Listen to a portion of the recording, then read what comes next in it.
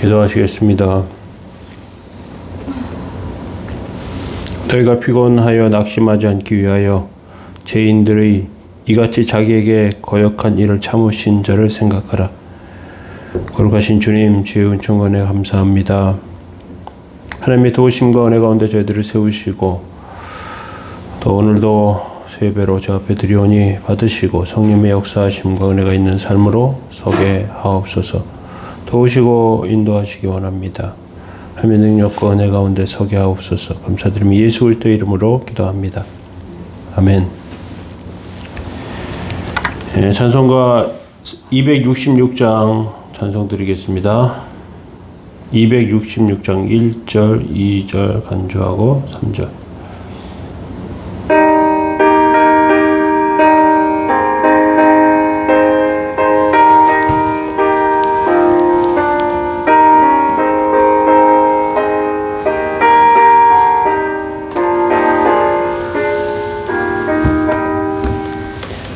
주의 피로 이룬 샘물 참 깊고 넓도다.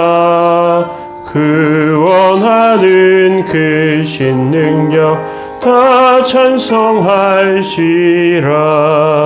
찬송하세 주의 보혈 그 샘에 지금 나아가 죄의 깊이 빠진 이 몸 깊이로 씻어 밝히네. 죄악 세상 이김으로 거룩한 길 가는 나의 마음 성전 삼고 주께서 계시네.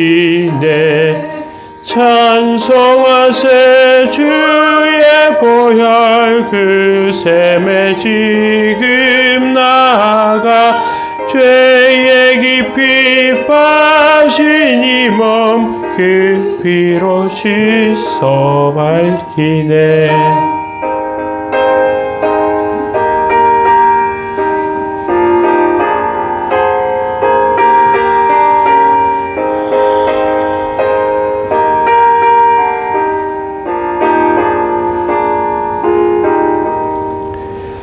주 예수를 깊이 하는 놀라운 그 은혜 하늘나라 즐거움이 매일 새롭도다. 찬송하세 주의 보혈 그 샘에 지금 나아가 죄의 깊이 빠진 이 몸 그 피로 씻어 밝히네.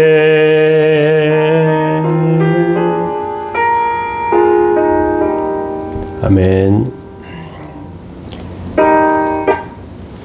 네, 함께 보실 말씀은 창세기 15장 1절에서 7절 말씀 보시겠습니다. 창세기 15장 1절에서 7절 말씀입니다.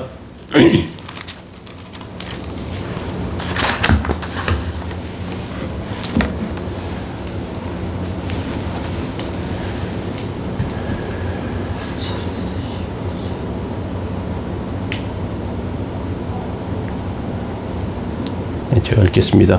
후에 여호와의 말씀이 환상 중에서 아브람에게 임하여 이르시되 아브람아 두려워하지 말라. 나는 내 방패요 지극히 큰 상급이니라. 아브람이 이르되 주 여호와여 무엇을 내게 주시려 하나이까? 나는 자식이 없사오니 나의 상속자는 이 다메섹 사람 엘리에셀이니이다. 아브람이 또 이르되 주께서 내게 씨를 주지 아니하셨으니 내 집에서 길린 자가 내 상속자가 될 것이니이다. 여호와의 말씀이 그에게 임하여 이르시되 그 사람이 내 상속자가 아니라 내 몸에서 날 자가 내 상속자가 되리라 하시고 그를 이끌고 밖으로 나가 이르시되 하늘을 우러러 무별을 셀 수 있나 보라. 또 그에게 이르시되 내 자손이 이와 같으리라. 아브라함이 여호와를 믿으니 여호와께서 이를 그의 의로 여기시고 또 그에게 이르시되 나는 이 땅을 내게 주어 소유를 삼게 하려고 너를 갈대아인의 이 우리에서 이끌어낸 여호와니라. 아멘.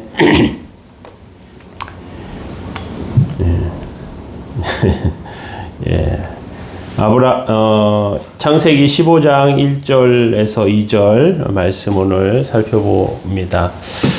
지난주에 진리에 대해서 하나님께서 우리에게 말씀을 통해서 밝혀주신 진리에 대해서 살펴보는데, 하나님의 언약에 대해서 지난주에는 아브라함의 생명 언약과 노아의 무지개 언약, 그러니까 하나님께서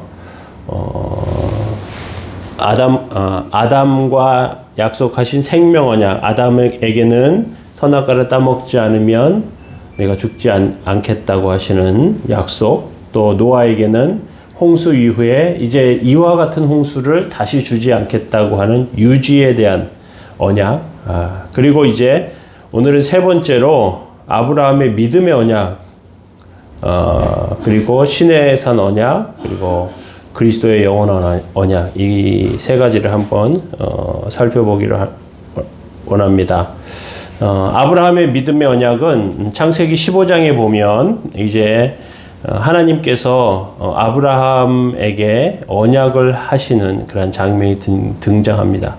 아브라함의 이야기는 12장부터 이렇게 나오기 시작해요. 하나님께서 아브라함에게 나타나셔서 너가 갈대아 그 본토 친척 아비의 집을 떠나서 가나안 땅으로 가라고, 내가 약속한 땅으로 가라고 말씀하시고, 하늘의 별과 같이 바다의 모래와 같이 내 씨를 주겠다고 약속하시고, 그리고 그 땅을 주겠다는 약속과 너는 복이 될 것이라고 하는 그러한 약속을 하나님께서 하셨는데, 그것이 언약으로 세워진 것이 15장에 등장해요. 오늘 우리가 읽었는데 아브라함아 두려워하지 말라, 나는 너의 방패다 하나님 말씀하시고, 그리고 나서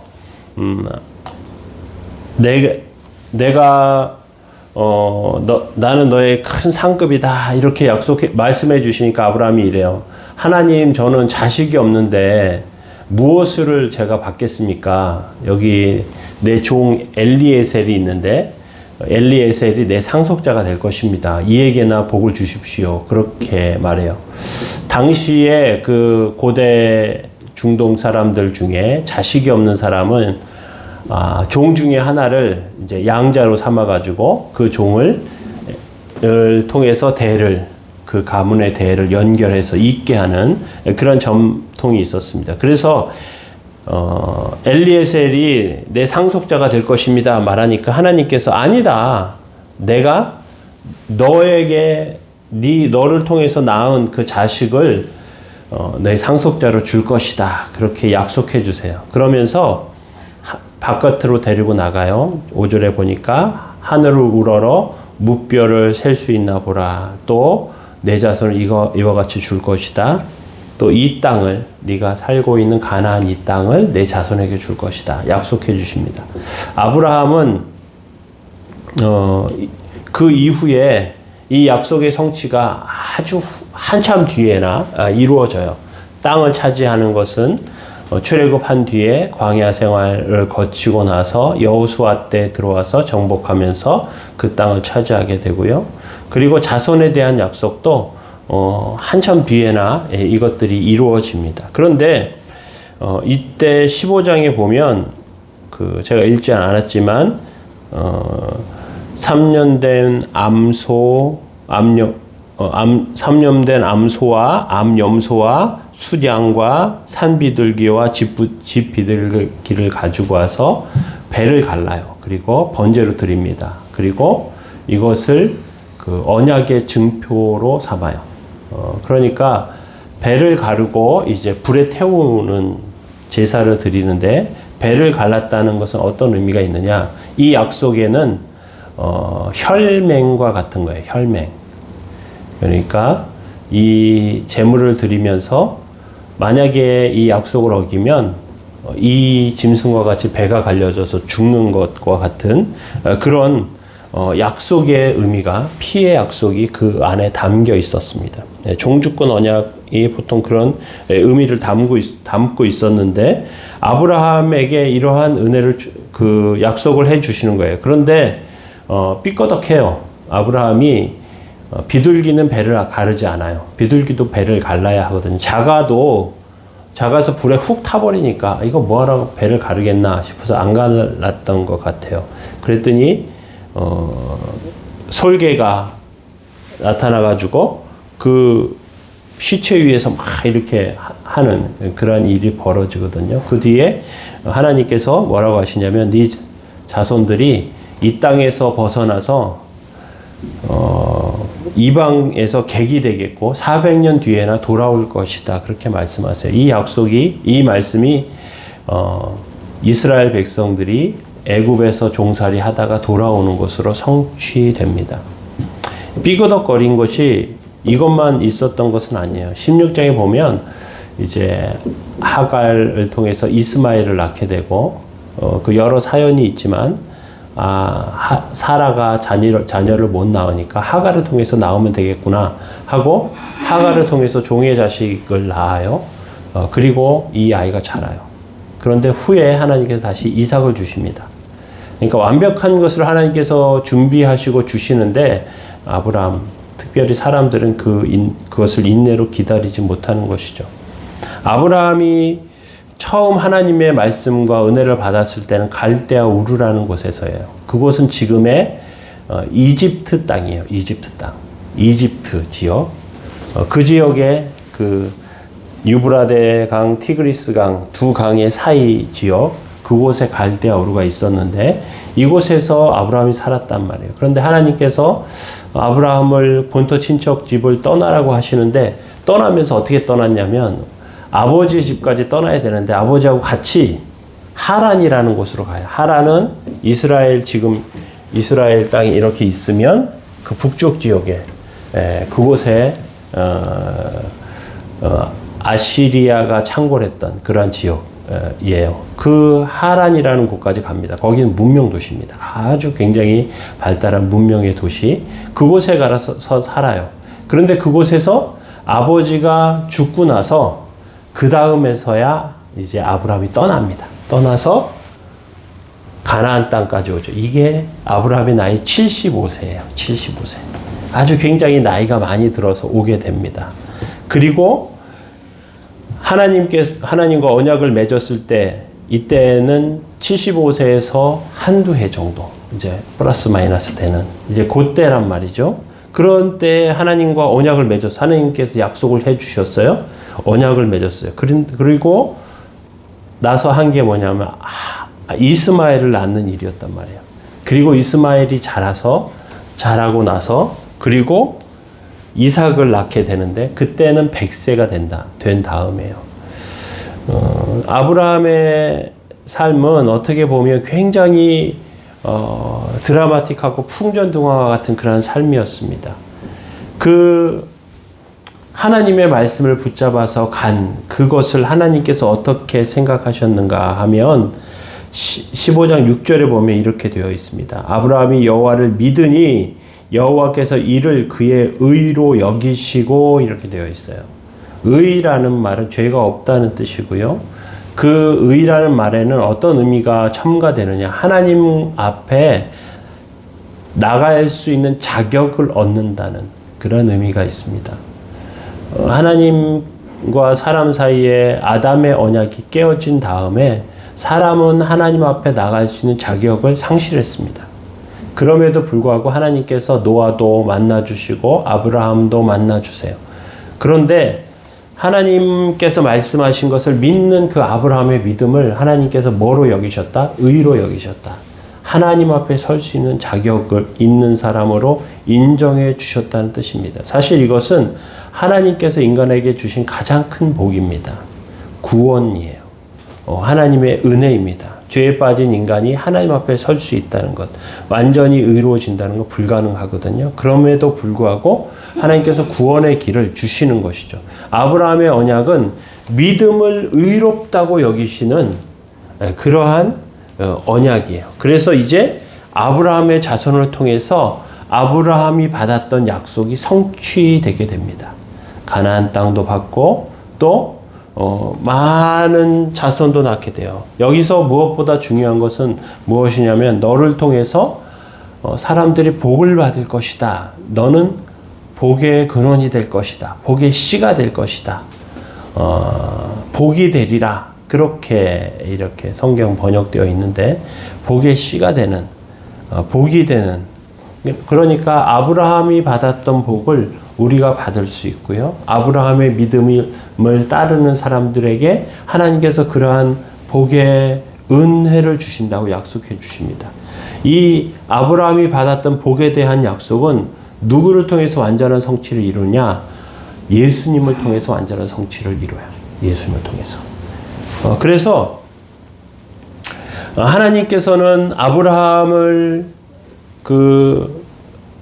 아브라함에게 이렇게 약속을 해주셨는데 오늘날 어음이라는 게 있어요. 어음. 일을 하면 그 회사에서 일을 하고 납품을 하잖아요. 그러면 돈을 바로 주지 않고 3개월 뒤에 은행 가서 찾을 수 있는 증서를 줘요. 그걸 약속 어음이라고 불러요. 그러니까 약속 어음은 지금 당장 돈이 아니라 돈을 주겠다는 증서예요. 증서. 그래서 조그만 회사들을 경영하는 사람들은 어음을 가서 할인을 합니다. 이게 할인이라는 용어를 쓰는데 은행에 이걸 가져가잖아요. 3개월 뒤면 이자를 계산해요. 은행에서. 그리고 이 어음을 발행한 회사가 안전한 회사인지 안에 조금 불안정한 회사인지 그런 그 은행에 가지고 있는 기준표가 있어요. 그 기준에 따라서 돈을 더 많이 떼든지 더 조금 떼든지 해요. 그래서 남은 것을 만약에 1,000만 원짜리 어음을 가져갔는데 할인을 받으니까 900만 원을 받아갖고 와요.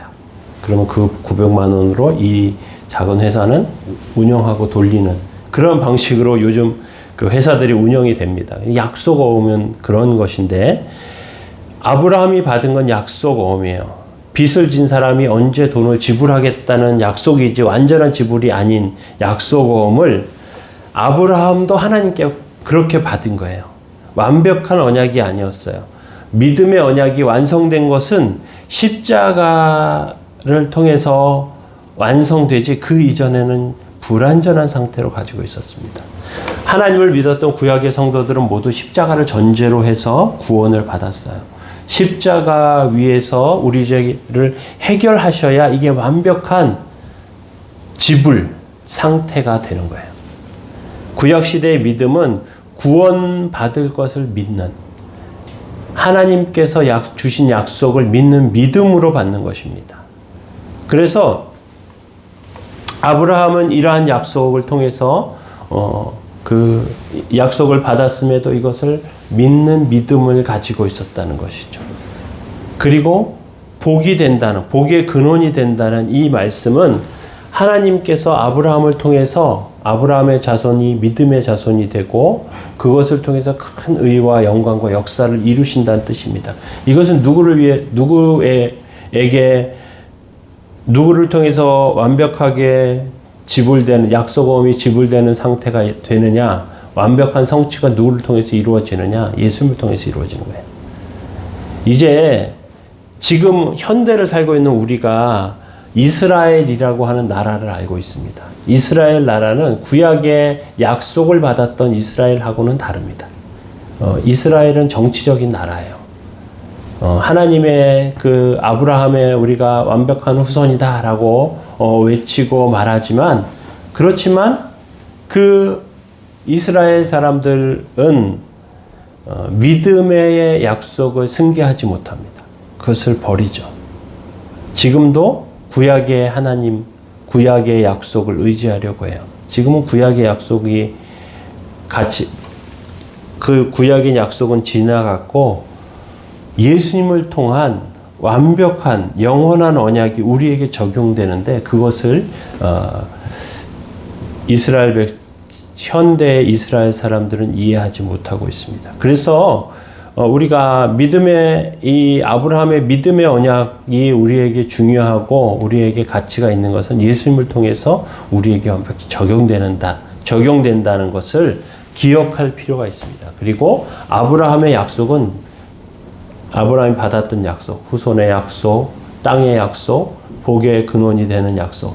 이 세 가지 약속은 아브라함이 하나님을 믿는 믿음을 통해서 받은 것이구나. 우리가 깨달으면 그러면 우리도 아브라함과 같은 하나님의 약속을 믿는 믿음 안에서 이것이 성취된다는 것을 우리 기억할 필요가 있습니다. 아브라함의 자손은 당장 복을 받지 못합니다. 땅도 400년이 지난 다음에 모세를 통해서 애굽에서 탈출함으로 복을 받습니다. 그래서 그 아브라함의 언약은 이제 후에 모세가 받았던 시내산 언약과 연결이 됩니다. 그래서 두 번째 살펴볼 것이 시내산 언약이에요. 모세의 율법.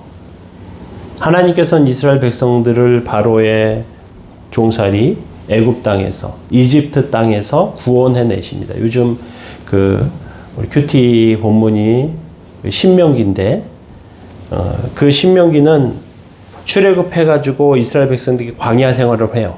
40년간 광야 생활을 하고 가나안 땅을 여기 앞에 둬요. 그리고 이제 광야를 가기 전에 하나님께서 우리에게 주신 약속, 신의 명령, 하나님의 약속을 다시 한번 상기시켜 주는 그러한 말씀으로 기록되어 있는 것이 신명기예요. 그래서 하나님의 약속을 다시 한번 기억해 보는 것이죠.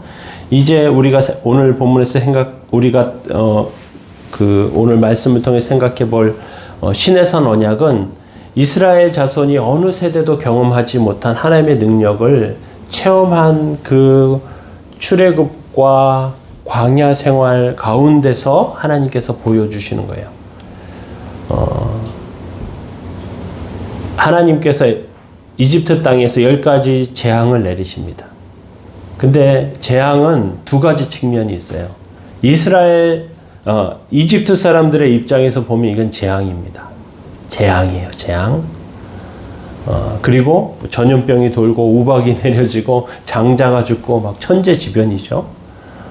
그런데 이스라엘 사람들, 종살이하고 있는 이스라엘 백성들에게는 10가지 재앙이 10가지 기적이에요. 10가지 기적.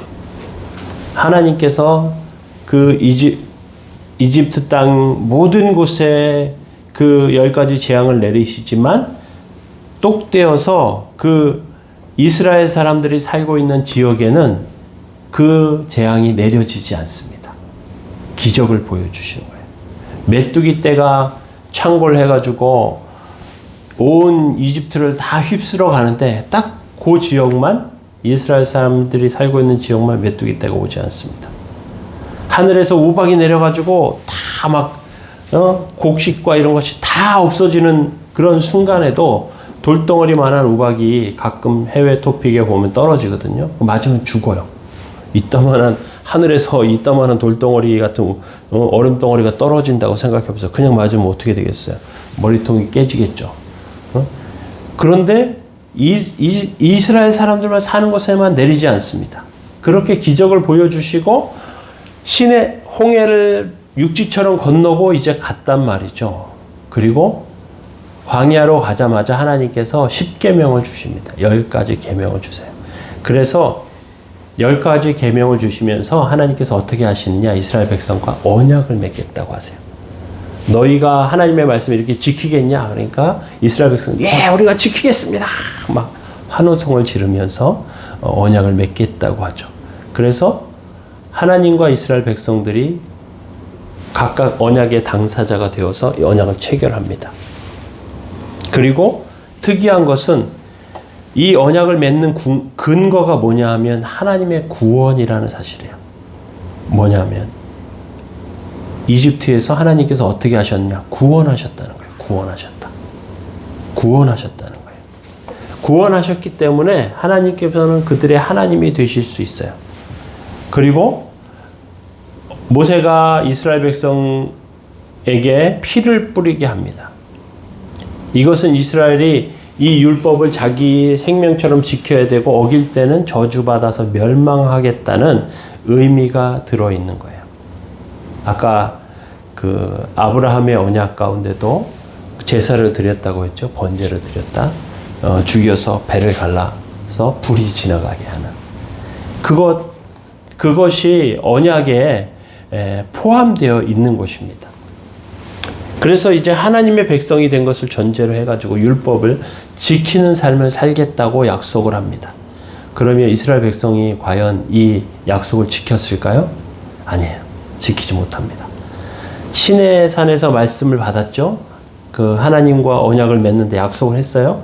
그리고 얼마 지나지 않아가지고 모세가 40일 동안 시내산 위로 올라가가지고 율법 돌판을 하나님께 받아가지고 40일 동안 금식하면서 하늘에서는 막 산 위에서 번개가 치고 막 구름이 가득하고 이스라엘 백성도 두려워하는 가운데 주변에 있고 모세는 죽었는지 살았는지 모르겠고 이스라엘 백성들의 표현에 의하면 모르겠고 그래서 이렇게 외칩니다. 야, 모세는 죽었는지 살았는지 모르겠고 아론에게 이렇게 말해요. 네가 우리를 이곳까지 인도한 신을 형상을 만들어라.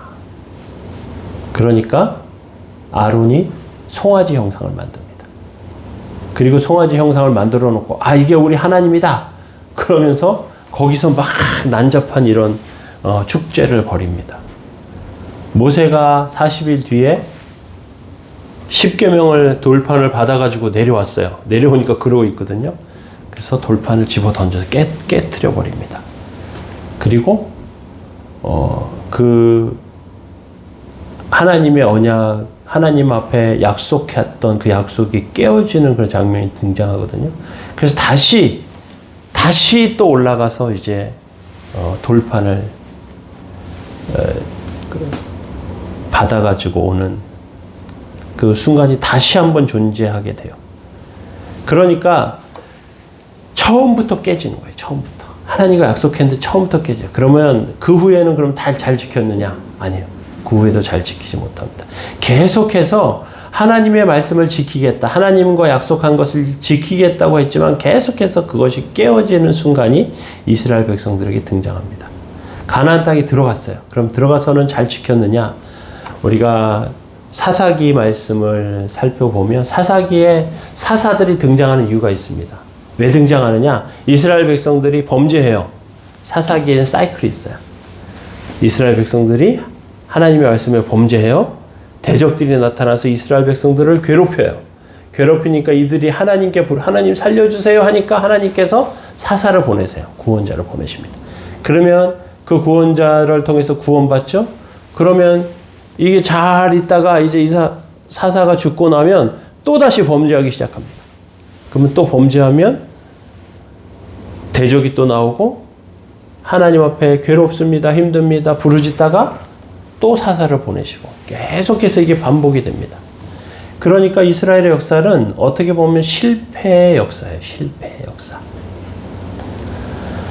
하나님의 말씀을 지키지 못한 역사였습니다. 율법을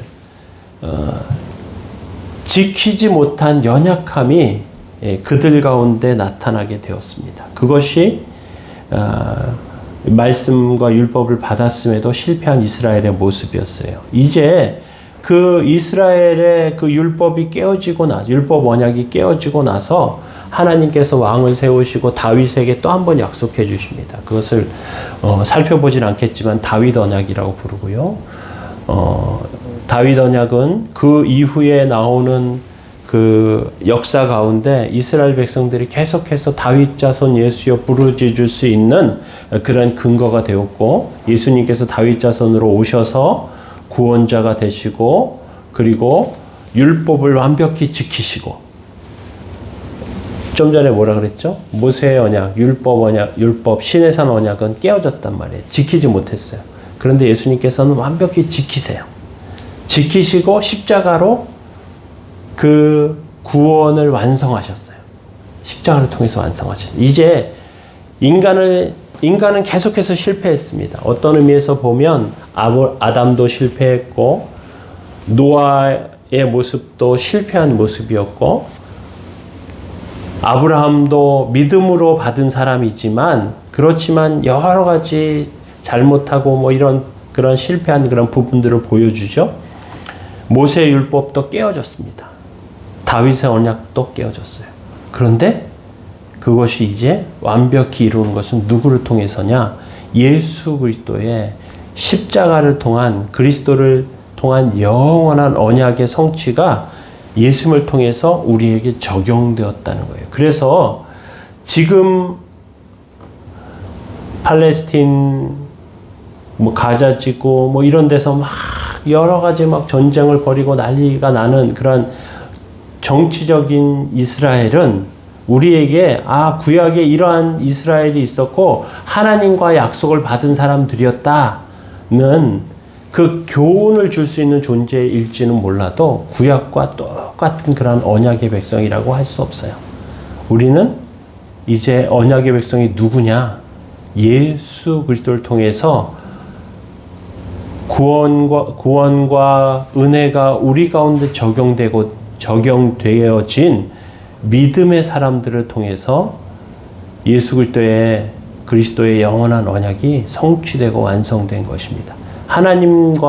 하나님께서 그러니까 사람들이 하나님과 약속하고 계속해서 깨트리니까 하나님이신 예수님께서 오셔서 직접 그 약속을 완성하시는 거예요. 직접 완성하시는 거예요. 그러면 그 완성한 약속이 누구에게 적용되느냐? 믿음의 사람들에게 적용이 됩니다. 이러한 그 믿음의 예수 그리스도를 통한 영원한 언약이 우리 가운데 적용되는 것을 기억하고 우리는 믿음으로 살 필요가 있습니다. 아브라함의 언약은 믿음의 언약이라고 말씀드렸습니다. 아브라함이 여호와를 믿으니 여호와께서 이를 그의 의로 여기시고 의롭지 않지만 의롭다고 여겨주십니다. 그리고 이것은 하나님 앞에 설 자격을 주시는 것이고요. 우리가 예수 그리스도를 믿음으로 하나님 앞에 설 자격을 받는 것과 똑같죠. 하나님께서 우리와 교제하시는 삶, 하나님이 은혜 주시는 삶, 복 주시는 삶으로 살게 되는 것을 기억할 필요가 있습니다. 그래서 우리는 믿음으로 주 앞에 세워지는 복된 백성들이 다 될 줄로 믿습니다. 그렇게 세워지는 저와 여러분들 되시길 예수님의 이름으로 축원합니다. 기도하겠습니다. 거룩하신 주님, 주의 은총과 은혜 감사합니다. 아브라함이 하나님과 약속을 믿었고 하나님께서는 이를 의로 여기셨다고 하셨습니다. 저희들의 삶도 주 앞에 서서 하나님께서 주신 복되고 거룩한 삶으로 세워지게 하시고 예수 그리스도를 통해서 완성하신 영원한 언약이 우리 삶 가운데 적용됨을 기억하게 하시고 믿음으로 이것을 의로 여기시는 하나님의 은혜가 저희 삶 가운데 임함을 감사드립니다. 믿음의 삶을 살게 하시고 믿음으로 살아가는 복된 삶이 되게 하시고 믿음을 통해서 하나님의 영광과 역사를 보도록 주님 인도해 주옵소서. 하나님께 모든 성도들에게 놀라운 은혜와 은총과 역사로 함께 하시기 원합니다. 감사드리며 예수님의 이름으로 기도합니다. 아멘.